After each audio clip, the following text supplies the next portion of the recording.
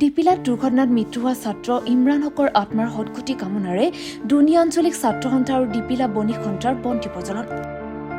দৰঙৰ ডিপিলাত পথ দুৰ্ঘটনাত আহত হৈ মৃত্যুবৰণ কৰা ডিপিলা হাইস্কুলৰ 10ম শ্ৰেণীৰ ছাত্ৰ ইমৰান হকৰ আত্মাৰ সদগতি কামনাৰে দুনিয়া আঞ্চলিক ছাত্ৰ সন্থা আৰু ডিপিলা বণিক সন্থাৰ উদ্যোগত বন্তি প্ৰজ্বলন কৰা হয়।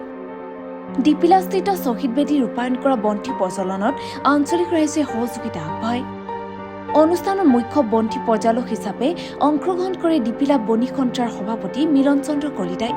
আই মন্ত্ৰীসকলে নাম প্ৰসংগ কৰা বন্তি প্ৰজ্বলন অনুষ্ঠানত উপস্থিত থাকে দুনিয়া আঞ্চলিক ছাত্ৰ সন্থাৰ উপদেষ্টা পৰেশ কুমাৰ চহৰীয়া, বীৰেন কলিতা, আব্দুল আজিজ, দুনিয়া আঞ্চলিক ছাত্ৰ সন্থাৰ সভাপতি মাধৱ চহৰীয়া, সাধাৰণ সম্পাদক ভৱেশ শৰ্মা, বন্যিমান গোষ্ঠীৰ চমক কলিতা, ভূপেন কলিতা, বণিক সন্থাৰ সম্পাদক মানৱেন্দ্ৰ কলিতা, ৰজনীকান্ত কলিতা, ৰয়িং গ্ৰুপকে আদি কৰি আঞ্চলিক ৰাইজ। উল্লেখযোগ্য যে যোৱা 27 ডিচেম্বৰত ডাম্পাৰ খুন্দাত গুৰুতৰভাৱে আহত ইমৰান হকৰ 29 ডিচেম্বৰত মৃত্যু হৈছিল। আনহাতে ডাম্পাৰ খুন্দাত এগৰাকী সম্ভাৱনাপূৰ্ণ ছাত্ৰৰ মৃত্যু হোৱাৰ পিছতো প্ৰশাসন তথা চিপাঝাৰৰ বিধায়ক ডক্টৰ পৰমানন্দ ৰাজবংশীয়ে নিৰ্লিপ্ত ভূমিকা লোৱাৰ অভিযোগ উঠিছে। যোৱা 27 তাৰিখে আমাৰ ডিপিলা উচ্চ মাধ্যমিক বিদ্যালয়ৰ এগৰাকী মৰমৰ ছাত্ৰ আমাৰ এই ডিপিলা চকতে পথ দুৰ্ঘটনাত পতিত হৈ GMCত ভৰ্তি কৰা হৈছিল যদিও পিছলৈ আকৌ এখন ব্যক্তিগত হস্পিটেলত চিকিৎসা চলি থাকি যোৱা 29 তাৰিখে 6 বজাত মৃত্যুবৰণ কৰা আৰু সেইগৰাকী ছাত্ৰৰ আত্মাৰ সদগতিৰ কাৰণে আজি ডিপিলা চকৰ আমাৰ এই ৰাজহুৱা শ্বহীদ বেদীত আমি ডিপিলা ব্যৱসায়ী সন্থা আৰু দুনিয়া আঞ্চলিক ছাত্ৰ সন্থা যৌথ উদ্যোগত আমি এটি বন্তি প্ৰজ্বলন কাৰ্যসূচী কৰি আমি এই ছাত্ৰগৰাকীৰ আত্মাৰ সদগতি কামনা কৰোঁ।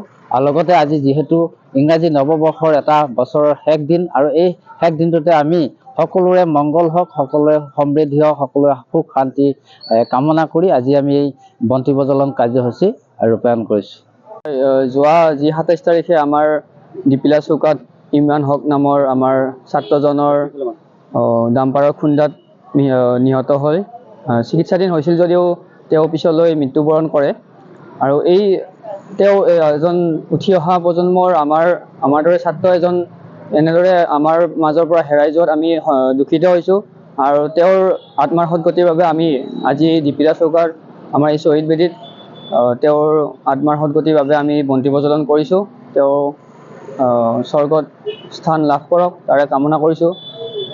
তাৰ লগতে আমি চৰকাৰক দাবী জনাইছোঁ যে এই যে ডাম্পাৰ আৰু ট্ৰেক্টৰ বা অন্যান্য গাড়ীসমূহৰ যি চলাচলৰ দ্ৰুতগতিত বৃদ্ধি পাইছে, তেওঁলোকৰ যি মানে কোনো ধৰণৰ স্পীড লিমিট ব্যৱহাৰ নকৰি তেওঁলোকে এই যে চলোৱাত কৰিছে, সেই ক্ষেত্ৰত চৰকাৰৰ কৰ্তৃপক্ষক প্ৰশাসনক আমি দৃষ্টিগোচৰ কৰি সুনীল চহৰীয়া ৰিপৰ্ট গ্ল'বেল নিউজ।